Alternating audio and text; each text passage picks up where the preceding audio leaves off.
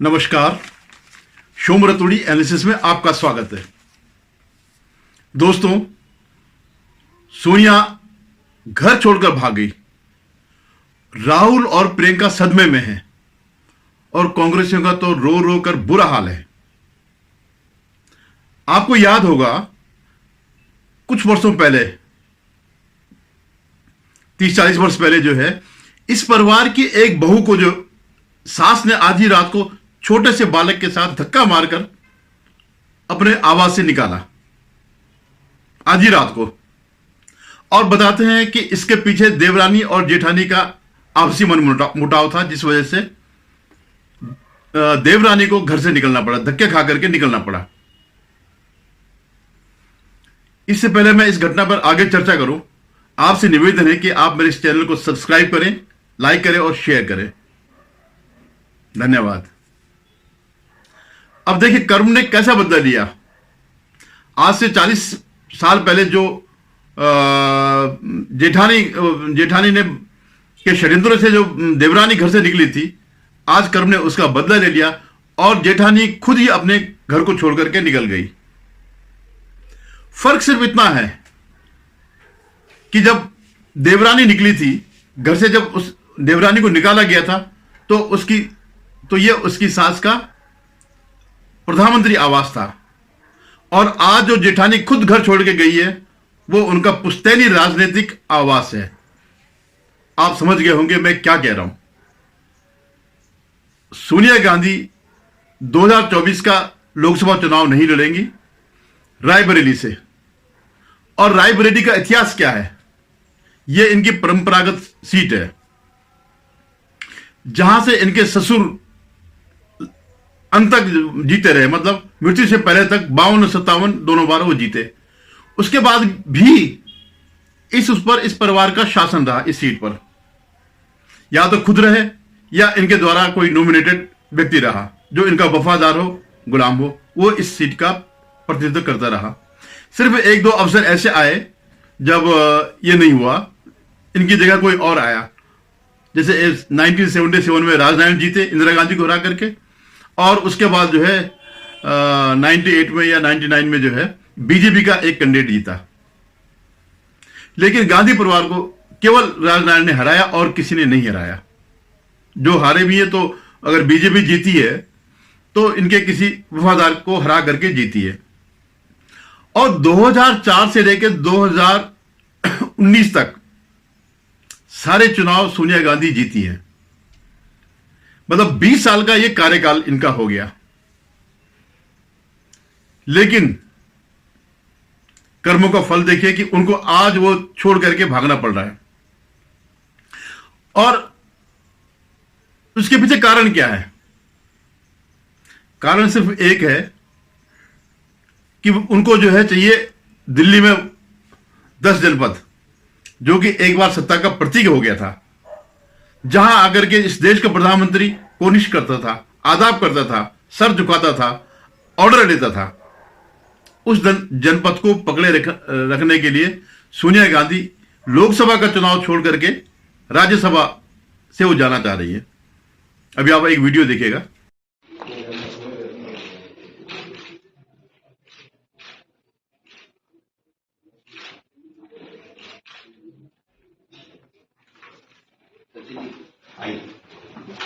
देखिए, इस नामांकन के साथ एक बात स्पष्ट है कि गांधी वाड्रा परिवार का औपचारिक रूप से उत्तर प्रदेश के साथ अब कोई भी रिश्ता बचा नहीं है। हमारी पार्टी भी वो चलाएंगे भाई। आप सीबीआई चलाएंगे, ईडी चलाएंगे, इनकम टैक्स चलाएंगे, चुनाव आयोग चलाएंगे, अब विपक्ष में भी आप घुस के चलाएंगे, निर्णय लेंगे।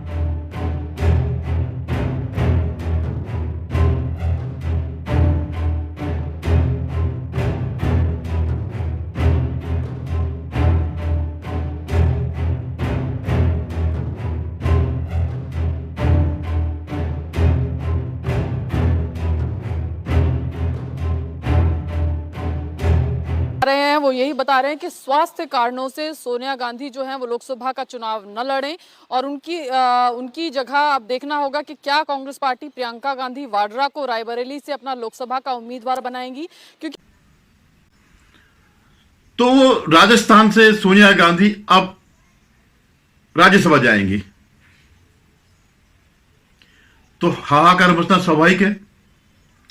जिस सेना का कमांडर इन चीफ रण छोड़ करके भाग गया होगा, उस सेना का मनोबल क्या होगा।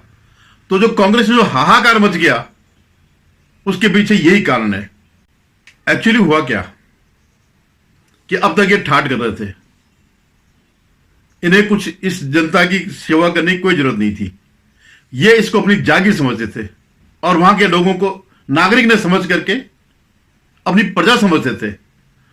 तो आज भी अमेठी, जहां इनके सुपुत्र हारे हैं, और रायबरेली, देश के पिछड़े हुए इलाकों में इससे पहले तक था, क्योंकि अब तो अमेठी से स्मृति ईरानी जी आ गई हैं जीत करके, तो उन्होंने वहां बहुत कुछ काम किया।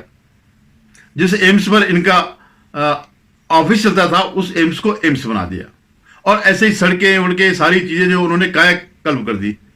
लेकिन क्योंकि इस परिवार को लगता था कि हम तो शासक हैं इस देश के, हम क्यों किसी की सेवा करें, हमें तो शासन चलाना है, इस वजह से ये सब पिछड़े क्षेत्र रह गए। और यही वजह है कि आज उनको ये छोड़ करके जाना पड़ा। हालांकि उन्होंने एक बड़ा भावुकता भरा पत्र लिखा माने किसे लिखवाया होगा, क्योंकि हिंदी में तो आप सोच सकते हैं कि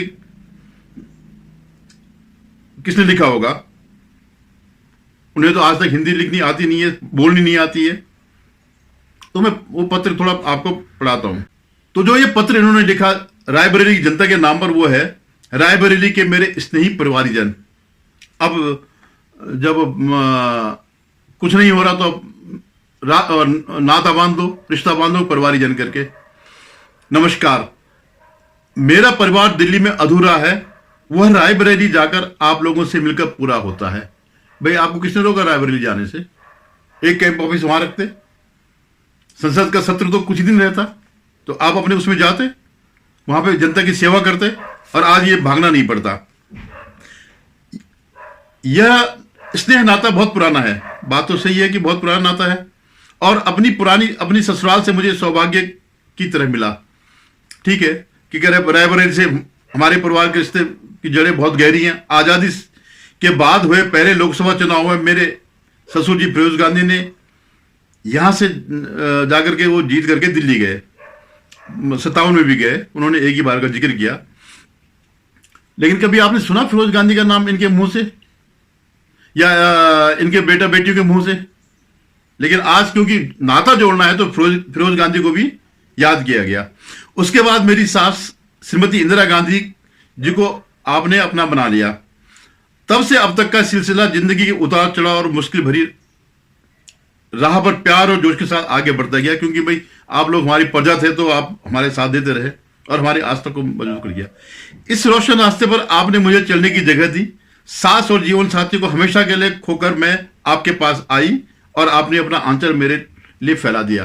तो ये एक वो इमोशनल है कि हाँ भाई, ये आपने राहुल गांधी को भी यही सुना होगा कहते हुए, सोनिया जी भी यही कहती हैं, प्रियंका का तो अभी सुना नहीं कि मेरे ये भी कहती है मेरे पति, सास, वो कहते मेरी दादी, पिता, ये सब हो गया। तो ये इमोशनल वो होता है।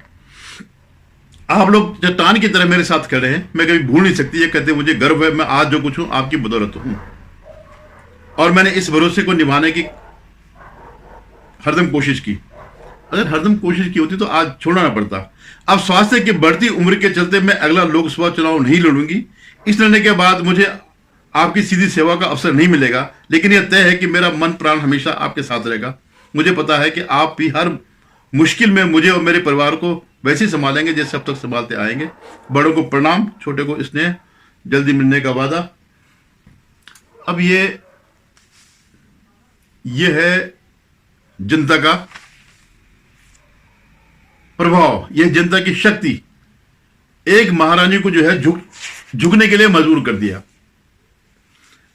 ये क्या नाम, अखिलेश, जब अखिलेश को ये बताया गया कि ये सोनिया गांधी जी अब रायबरेली से चुनाव नहीं लड़ेंगे, तो उन्होंने बड़े व्यंग्यात्मक रूप से कहा कि हाँ ये जो है इसको दावा करते हैं रायबरेली और अमेठी, हालांकि इनका दावा निर्मूल है, इनका कोई गढ़ नहीं है ये, लेकिन हम हमेशा इनका साथ देते रहे, और हुआ भी यही।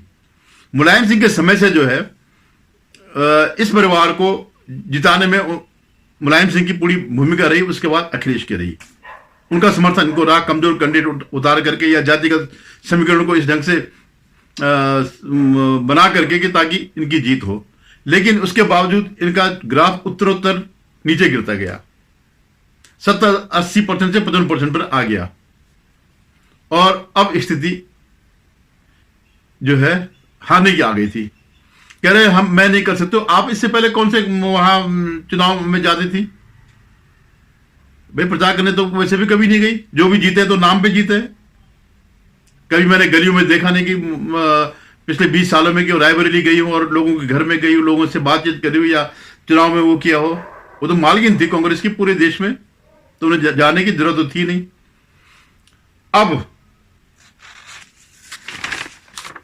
अब ये सीट जो अखिलेश 2 सीट की बात करे देने की, और 16-17 सीट, अब क्योंकि अब अखिलेश के पास भी कोई विकल्प नहीं रह गया। सारे के सारे उनके जो गठबंधन के साथी थे, पीडीए वीडीए के जो भी थे, वो सब इधर उधर हो गए, आरजेडी हो गया। तो अब वो देने को तैयार है 2 ये और 15-16 और सीटें। अब तो इतनी है कि जिसकी जो मर्जी आए वो ले लो, क्योंकि हारना ही है। 80 की 80 सीटें गठबंधन हारने वाला है। तो अब वो उन सीटों को दे रहे हैं जो कि जिसमें ना खुद जीत सकते हैं और इनके जीतने की संभावना तो शून्य हो। तो अब क्या है कि शायद जो उम्मीदें लग रही, अटकलें लग रही कि यहां से रायबरेली से प्रियंका गांधी चुनाव लड़ सकती है। और उस बेचारे के साथ क्या होना कि पहले ही चुनाव में अगर हार का सामना करेगी तो उसका पॉलिटिकल कैरियर खत्म। और यह सुना है कि परिवार की जो है आपसी वो भी है, राहुल और प्रियंका का जो है मनमुटाव भी है। परिवार की परंपरा, सत्ता, साम्राज्य को हड़पने का या भागीदारी का जो है इसका परिणाम है। तो वो भी ये चाहते हैं कि रायबरेली में प्रियंका उठे। अब रायबरेली में ऐसा क्या हो गया? वहां पर एक विधायक है कांग्रेस की, और उसका राजस्थान से भी संबंध है, बड़ी प्रभावशाली है, विधायक है मात्र वो, और उन्होंने कांग्रेस छोड़कर के बीजेपी ज्वाइन कर ली। और संभवतया वही इस बार बीजेपी की तरफ से कैंडिडेट होंगे। और उससे पार पाना ना सोनिया के लिए संभव है, ना इसके लिए प्रियंका के लिए। शायद अदिति सिंह उनका नाम है। तो ये अब आप ये देखिए, इस तरह से जो अभी तक तो नेता भाग रहे थे, अशोक चौहान, मिलिंद देवड़ा और पता नहीं कितने कितने, खबर तो इसकी भी थी फारूक अब्दुल्ला की कि हम अकेले लड़ेंगे, और अकेले का मतलब यह कि बाद में हम यहां चलेंगे। नीतीश ने तो वैसे पहले बंटाधार कर दिया, ममता ने वो कर दिया। तो ये जो अभी तक इनकी भगदड़ थी नेताओं के, अब नेता ही सर्वोच्च कमांडर ही भाग गए। तो जो मोदी जी ने 400 का नारा दिया था, क्या कहीं से आपको लगता है कि गलत था? ये एक संभावनाएं पूरी की पूरी है। 400 अगर नहीं भी हुआ तब भी जो है बहुत ज्यादा सीटें बढ़ेगी, और मुझे उम्मीद है कि साउथ में जो है भी काफी बढ़ने वाली है। धन्यवाद। अगर आपको मेरे वीडियो पसंद आया तो पुनः निवेदन है कि मेरे चैनल को सब्सक्राइब करेगा।